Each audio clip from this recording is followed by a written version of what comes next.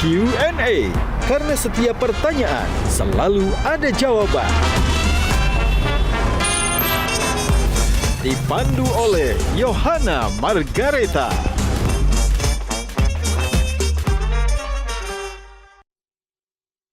Dipersembahkan oleh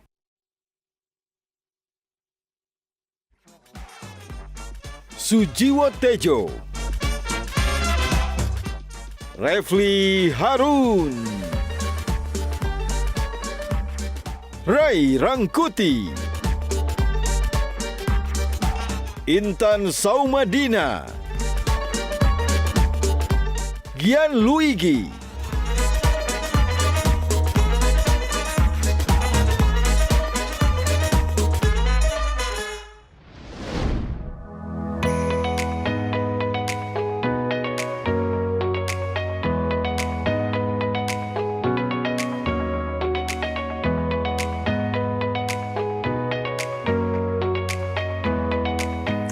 Nah, make up-nya udah kan ya? Saatnya tinggal ganti baju buat show kali ini. Pakai baju apa ya?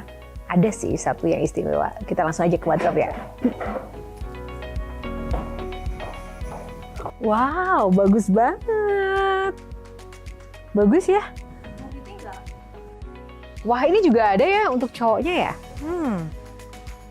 Ini juga dari sarung gajah duduk untuk kemeja pria. Dan ini untuk busana wanita. Nggak nyangka ya, ternyata kain sarung gajah duduk ini bisa dibuat dengan berbagai macam varian untuk busana baik pria maupun wanita. Selain bahannya juga adem, variannya juga banyak sekali motifnya. Dan ini pun bisa cocok untuk segala situasi dan juga acara.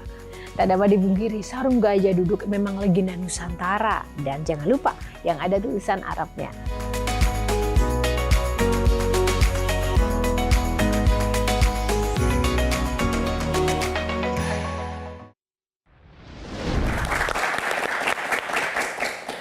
Pemirsa, apa kabar? Jumpa lagi bersama saya Yohana Margareta dalam program spesial Q&A, karena setiap pertanyaan selalu ada jawaban.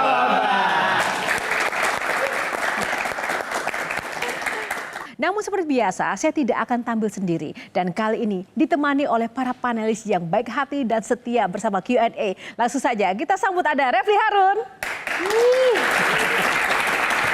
Ada Sujiwo Tejo. Intan Saumadina, ada Gian Luigi, dan ada Bang Rai Rangkuti. Dan kita berikan tepuk tangan paling meriah untuk rekan-rekan mahasiswa yang ada di studio. Terima kasih. Pemirsa Mahkamah Konstitusi, apakah bisa benar-benar kembali menjadi Mahkamah Konstitusi seperti seharusnya? Nah, kita ingin menggali bersama bagaimana dinamika dan juga inspirasi dari sang ketua. Tentu saja kita menaruh harapan besar terhadap ketua Mahkamah Konstitusi yang baru kali ini. Nah, apakah beliau berani melawan intervensi politik dan juga bagaimana beliau melakukan bersih-bersih pada lembaga Tuhan di negeri ini? Untuk itu, kita akan langsung saja undang Yang Mulia Ketua Mahkamah Konstitusi Indonesia, Bapak Soehartoyo. Bapak, apa kabar? Pak, kita ini sangat bersemangat sekali malam ini karena kita sama-sama ingin membawa semangat MK kembali ke jalannya. Nah, Bapak, ini merupakan suatu beban atau suatu tantangan yang seru sih Pak, setelah kemarin MK dapat dinamika yang banyak sekali. Memilih atau dua-duanya? Dua-duanya boleh dijawab. Ya, beban dan juga tantangan. Dinamika penanganan perkara, termasuk perkara yang akan ditanya itu kan? Akan ditanya panelis Pak, nanti bukan saya. Ya, artinya juga sebagaimana biasa saya menangani perkara. Biasa aja begitu ya, Pak ya? Karena saya tidak pernah menangani perkara dengan terpengaruh dengan kepentingan-kepentingan yang menurut saya tidak sejalan dengan hukum dan keadilan. Tepuk tangan luar biasa. Terima kasih Pak. Silakan duduk.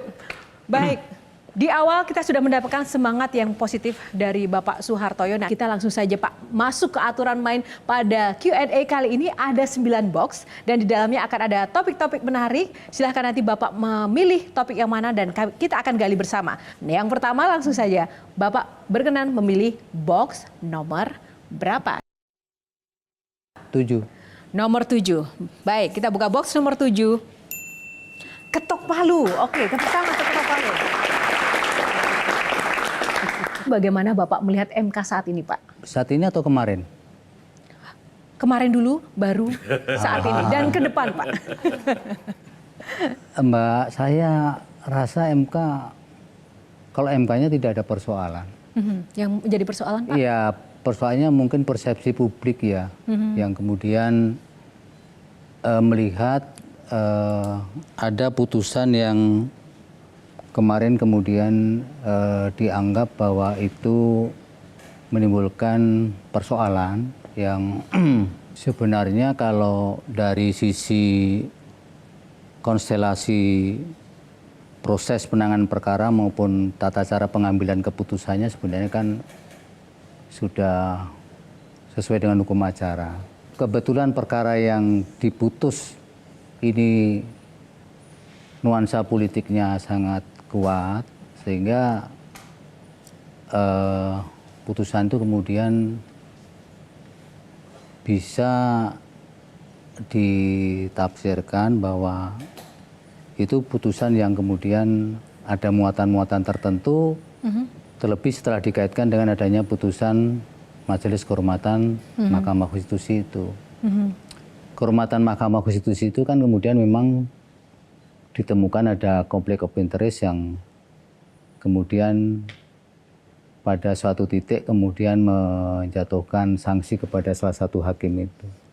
Nah itu Pak yang kita pengen gali dari Bapak. Ketok palu itu kan artinya ada suatu kebijakan untuk yang akan berdampak luas begitu, mempengaruhi banyak orang. Setiap hakim menjatuhkan putusan itu tambah satu musuh.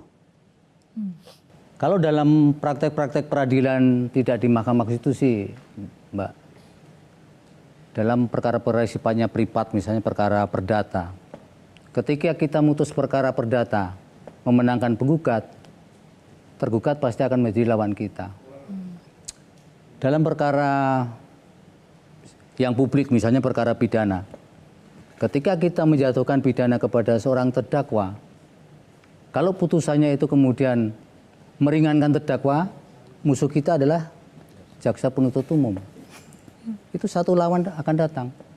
Tapi kalau kemudian putusan itu kita memberatkan, dianggap memberatkan terdakwa atau tersangka, dia akan memusuhi kita.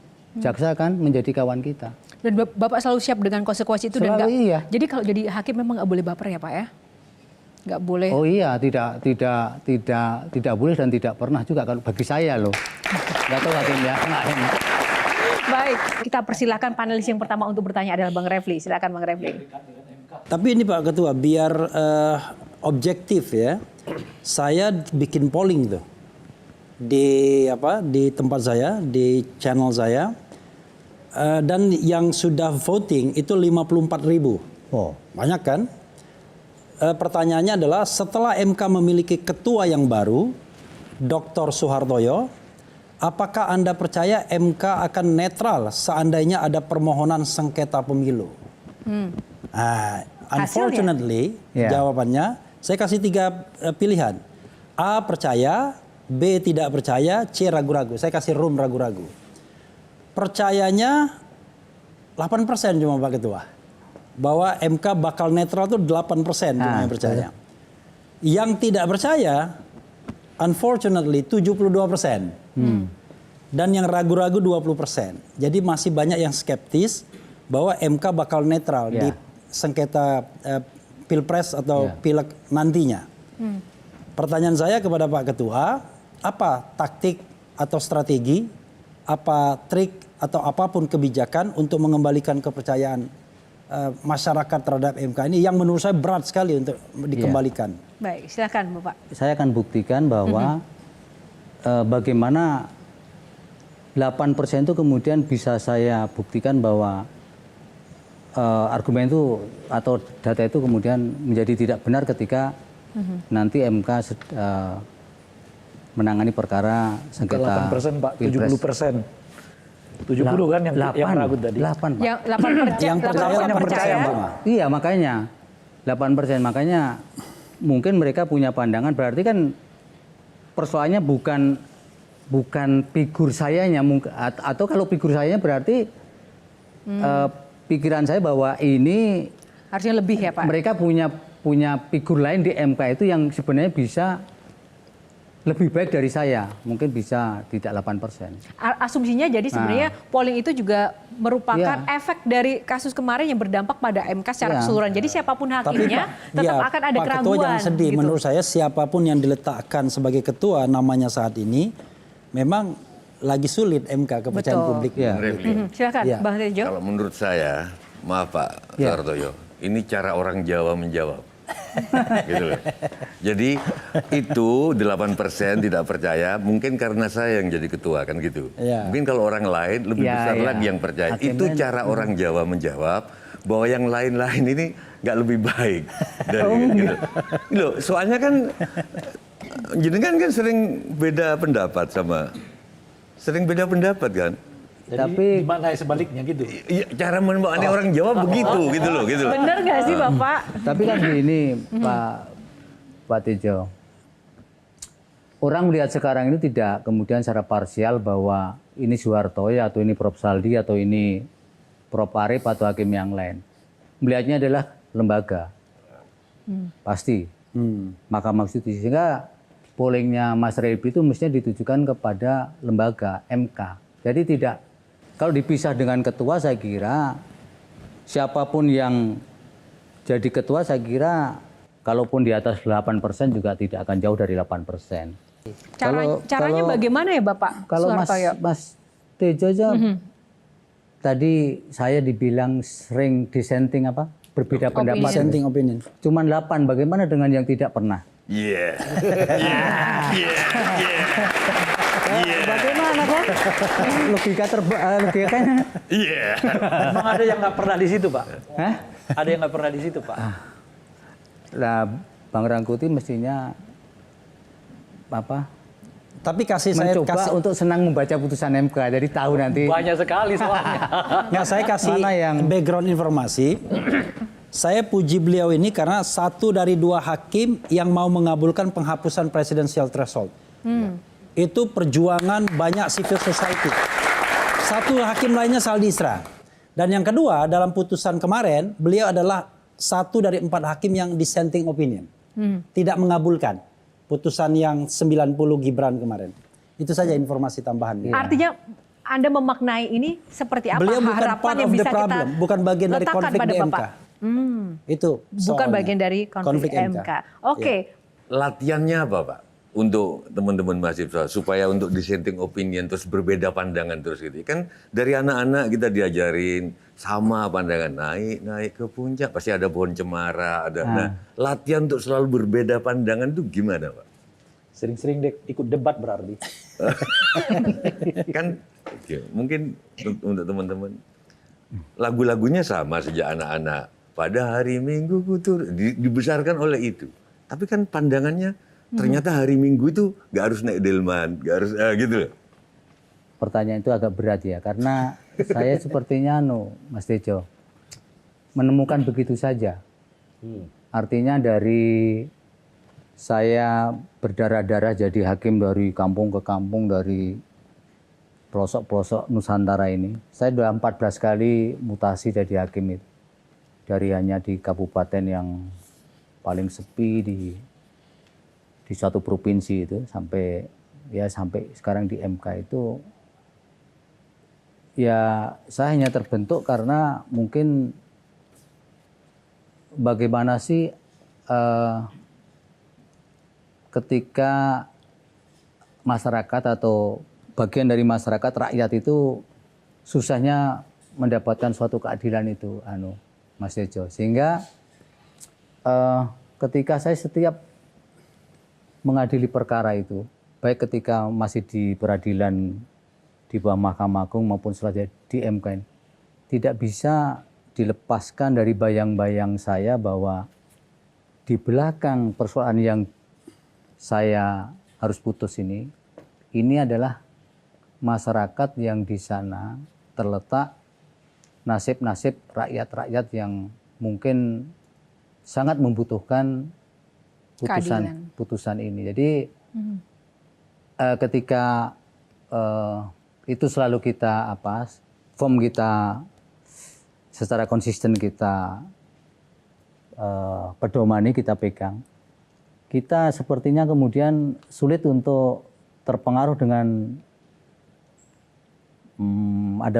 ketika ada pihak-pihak mencoba untuk mempengaruhi atau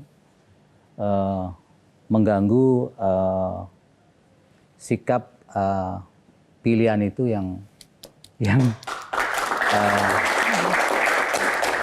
Sistem apa yang dibangun yang pasti membuat hakim-hakim tidak akan mengulangi peristiwa-peristiwa yang sebelumnya gitu. karena yang paling penting adalah bagaimana setiap hakim itu bisa mengawasi dirinya masing-masing.